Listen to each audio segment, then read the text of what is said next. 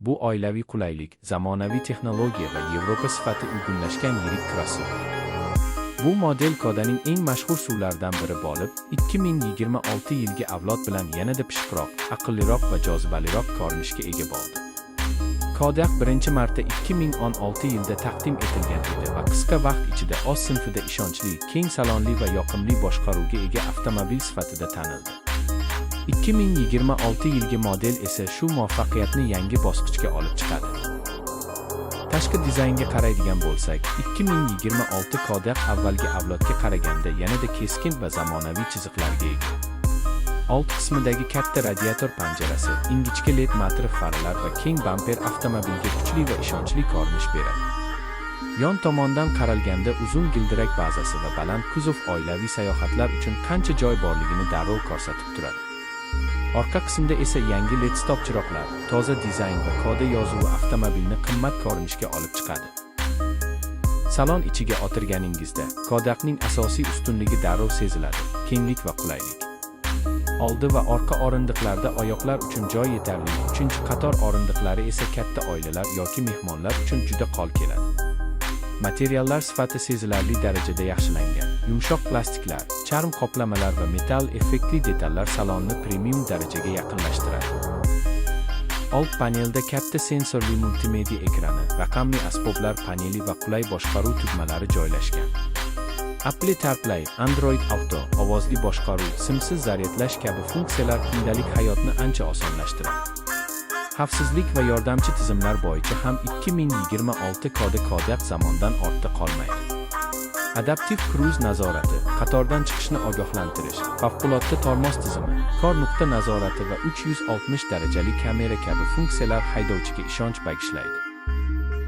Bu ayniqsa shahar ichida va uzoq safarlarda juda foydali. Dvigatel masalasiga keladigan bo'lsak, 2026 Kodak bozorlarga qarab bir nechta variantlarda taklif qilinadi.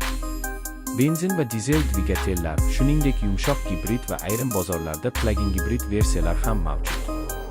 Eng mashhur variantlardan biri 2,6 litrli turbo dvigatel bo'lib, u yetarlicha quvvat va nisbatan tejamkor yoqilg'i sarfini taklif qiladi.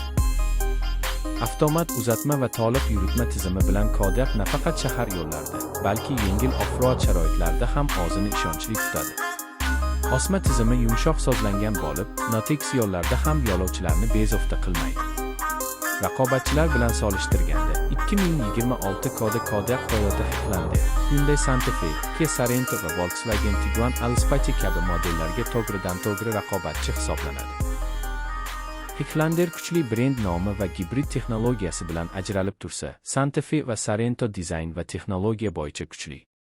Ammo Kodak ularning orasida eng amaliy, keng va narx-sifat nisbati jihatidan juda muvozanatli variant sifatida ko'rinadi.